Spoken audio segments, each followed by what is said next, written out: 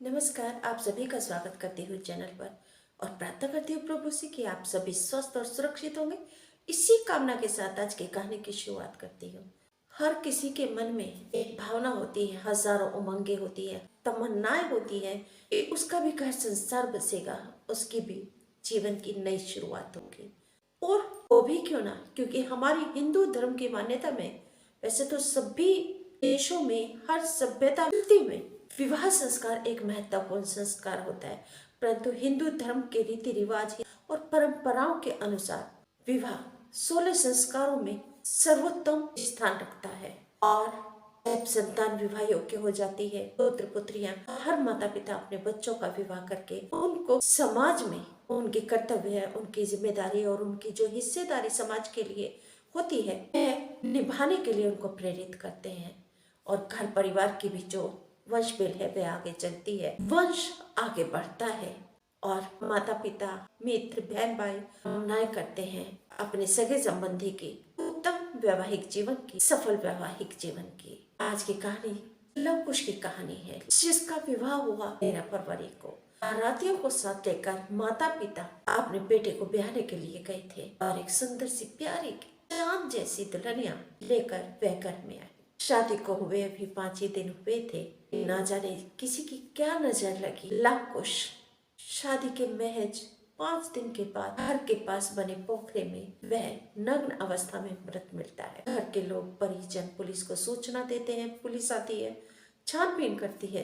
Police सभी angle से इस हादसे को देख रही थी और उसने पूरे परिवार की जांच पड़ताल करना शुरू कर दिया। पूरे परिवार से पूछताछ करना शुरू कर दिया। जैसे वह सब परिवार के सभी लोगों से पूछताछ कर रही थी, तो उसने नई नवेली दुल्हनिया से भी पूछताछ की। उसके आगे क्या होता है उसको बताने से पहले आप सभी से निवेदन करती हूँ, प्लीज चैनल को सब्सक्राइब करके घंटे को दबाकर ऑल पर सेलेक्ट कर लीजिए और मेरे परिवार का सदस्य बन जाए। कमेंट जरूर कीजिए, आपके कमेंट मुझे प्रेरणा देते हैं आगे बढ़ने की और आप भी मेरी कहानी हमेशा सुनते रहिए। जो भी जानकारी सूत्रों से प्राप्त हुई है उसके अनुसार पुलिस ने बताया कि जो भी मेंबर्स है सभी से पूछताछ की गई है और जो घर में नई नवेली दुल्हन आई थी पायल चौहान, उससे भी पूछताछ की। लेकिन पुलिस ने एक बहुत ही चौंकाने वाला खुलासा किया और जिससे लव कुश के जो अड़ोसी पड़ोसी है, घर परिवार है, गांव वाले हैं, सभी सख्ते में हैं, हैरान हैं। सूत्रों के अनुसार पुलिस ने बताया कि जब पायल से पूछताछ की गई, पायल बार बार अपने बयानों को बदल रही थी, जिससे पुलिस को शक हुआ और पायल से गहनता से पूछताछ करना शुरू कर दिया। ज्यादा गहनता से पुलिस ने जब पूछताछ की तो पायल टूट गई और उसने सब सच बता दिया। पायल ने बताया कि दरअसल जो शादी लव कुश के साथ हुई है, उस शादी से पायल चौहान खुश नहीं थी, क्योंकि दिनेश यादव से प्रेम करती थी, परंतु माता पिता पायल की शादी लव कुश चौहान से कर देते हैं और उसी दिन पायल चौहान अपनी एक योजना बना लेती है अपने मन में लव कुश को रास्ते से हटाने की। वह शादी के इन 5 दिनों में भी लगातार अपने प्रेमी दिनेश यादव के साथ संपर्क में थी, मोबाइल पर उससे बातें लगातार कर रही थी। और जिस दिन घटना को अंजाम दिया 17 फरवरी को, उस दिन भी वह दिनेश यादव के साथ लगातार संपर्क में थी। पुलिस ने मोबाइल की सीढ़ियां निकलवा ली है, उसकी कॉल डिटेल निकलवाई है। दिनेश यादव को पायल ने ही दरवाजा खोलकर अंदर घर में एंट्री करने दी।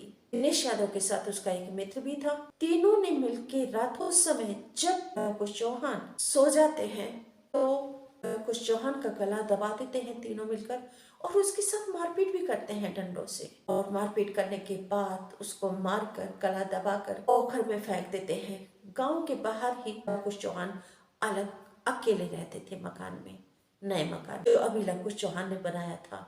और इस घटना को ऐसा दिखाते हैं कि यह एक हादसा है। पायल चौहान को कुछ भी नहीं पता, लेकिन पायल चौहान टूट गई और तोते की तरह बोलकर उसने सारी सच्चाई बता दी। उसने अपने प्रेम के बारे में सब कुछ खुलासा कर दिया कि वह दिनेश यादव के साथ प्रेम करती है और दिनेश यादव के साथ ही वह शादी करना चाहती थी। माता पिता नहीं माने और लवकुश चौहान के साथ शादी कर दी, परंतु वह लवकुश चौहान से प्रेम नहीं कर पा रही थी। वह केवल दिनेश यादव के साथ ही रहना चाहती थी। इसने उसको ना, अब पायल चौहान घर की रही न घाट की रही। जैसे कहावत सुनिए ना, ये धोबी कुत्ता घर का ना घाट का। पायल चौहान पहुंच गई है सलाखों के पीछे और उसका प्रेमी दिनेश यादव का एक और दोस्त भी सलाखों के पीछे। इसलिए कहते हैं कि हर काम को सोच समझ कर कीजिएगा, उचित अनुचित को विचार करने के बाद ही किसी। न पति का प्रेम मिला न प्रेमी का प्रेम मिला तो ये प्रेम नहीं होता। प्रेमी क्या, जिससे शादी की है जरा उससे प्रेम करते तो सही। तो आपकी शादी होते ही आपको एक नया घर आपको रहने के लिए दे दिया, लेकिन वह भी आपको मंजूर नहीं हुआ। जैसा आपकी करनी है वैसा ही अब आप भरेंगे। कोई भी व्यक्ति जैसा करता है वैसा ही भरता है। इस कहानी के द्वारा मैं तो सिर्फ आप सभी से यही रिक्वेस्ट करूंगी, प्लीज ऐसा ना करें। अपनों को प्रेम से हिफाजत से रखना सीखिए। और कहानी से यह भी हमें मतलब एक सोचने के लिए, विचार करने के लिए मजबूर कर दिया कि अपना को किस पर भरोसा करें, अपना किसको कहें। इन्हीं सवालों के साथ एक नई कहानी और आपको सुनाने के लिए दोबारा आऊंगी और आप इन सवालों के जवाब कमेंट करके मुझे जरूर बताइएगा। नमस्कार, थैंक यू।